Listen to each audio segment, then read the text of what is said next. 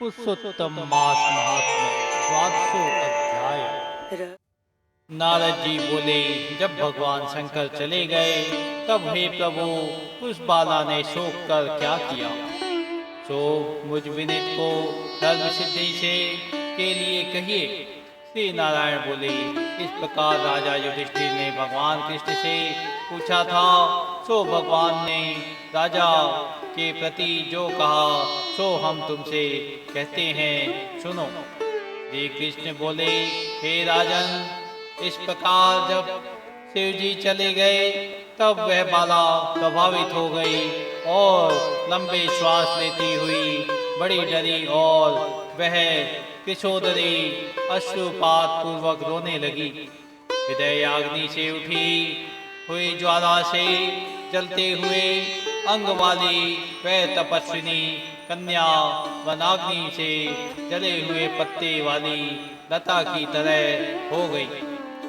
दुख और ईर्षा को प्राप्त उस कन्या का बहुत समय व्यतीत हो गया।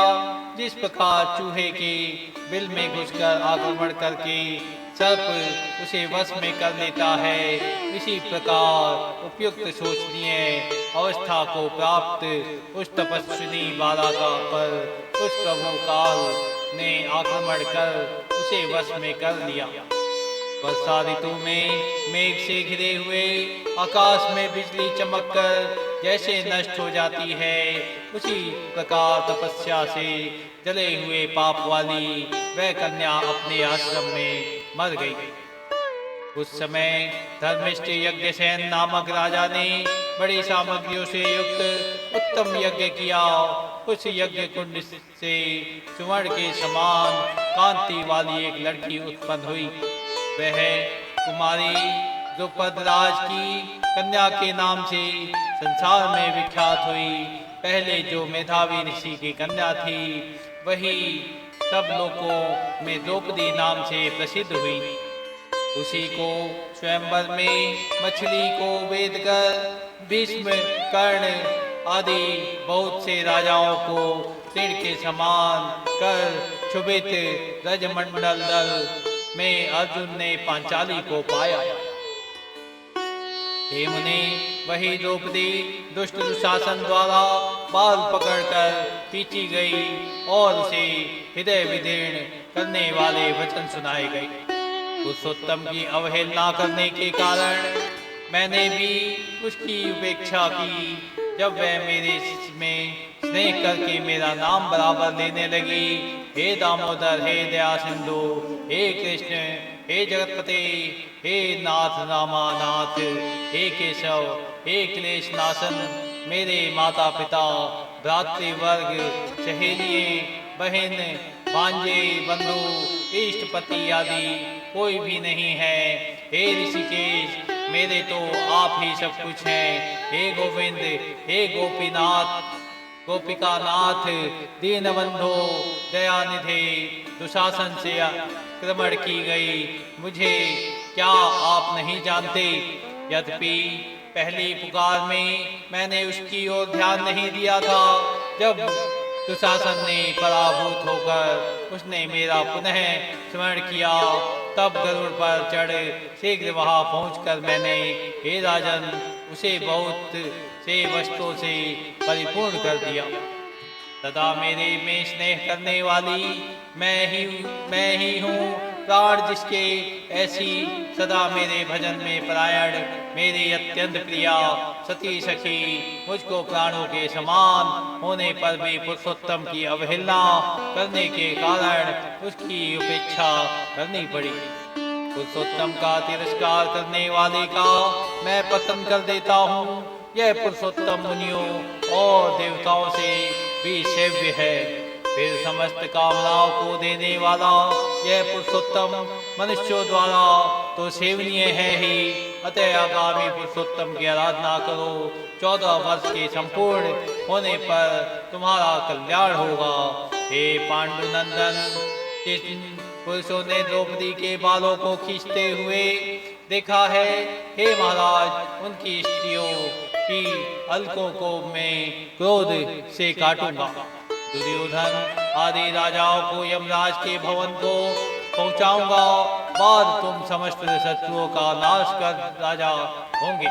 न मेरे को लक्ष्मी प्रिय है, न मेरे को बलभद्र जी प्रिय है, और न वैसे मेरे को देवी देवकी, न पद्युम्न न सात्विकी प्रिय है।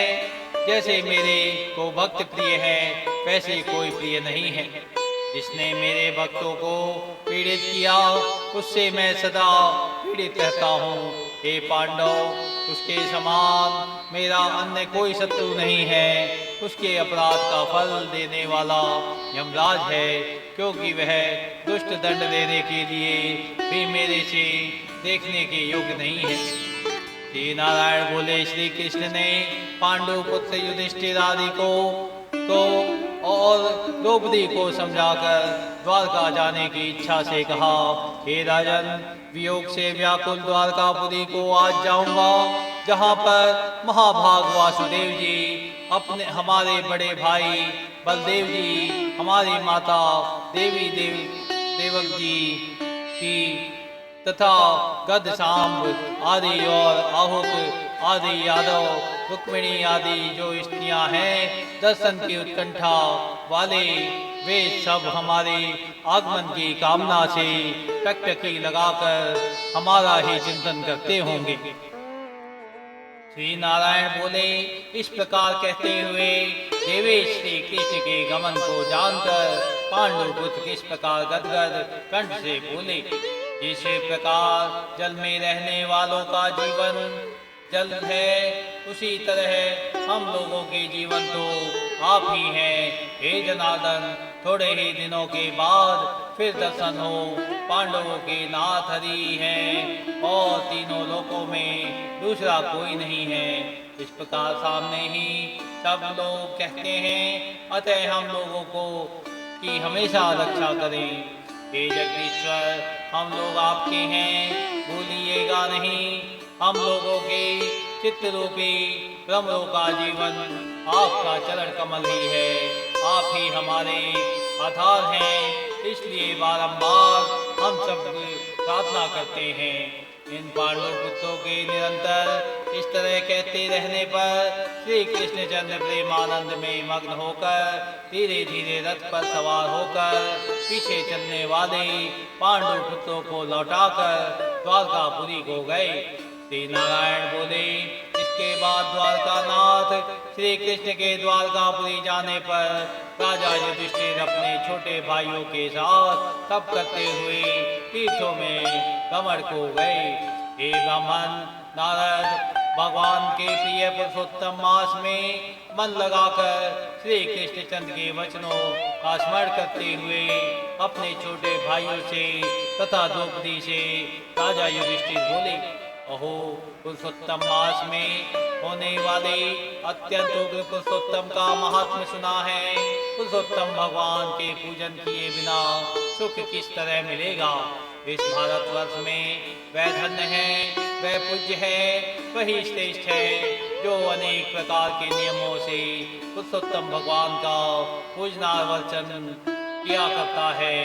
इस तरह समस्त तीर्थों में भ्रमण करते हुए पांडव पुत्र पुरुषोत्तम मास के आने पर विधि पूर्वक व्रत करने लगे।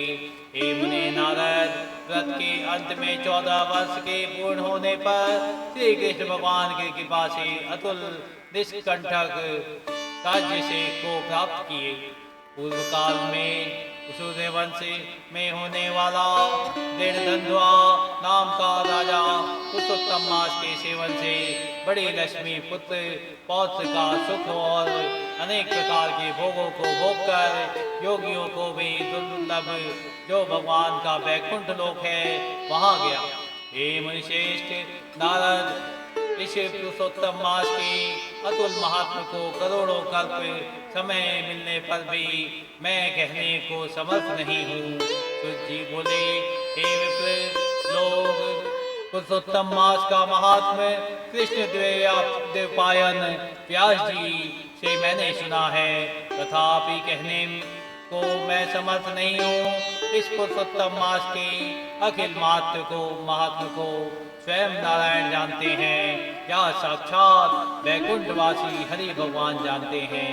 परंतु ब्रह्मादि देवताओं से नमस्कार किए जाने वाले चरण पीठ जिनके, ऐसे गोलोकनाथ श्री कृष्णचंद्र भी अपनाए हुए पुरुषोत्तम मास का संपूर्ण महात्म्य नहीं जानते हैं तो मनुष्य कहाँ से जान सकता है। इति श्री बृहन्नारदीय पुराणे पुरुषोत्तम मास महात्म्ये द्वादशो अध्याय। हरि शरणम। बोलिए श्री कृष्ण भगवान की जय। वृंदावन बिहारी लाल की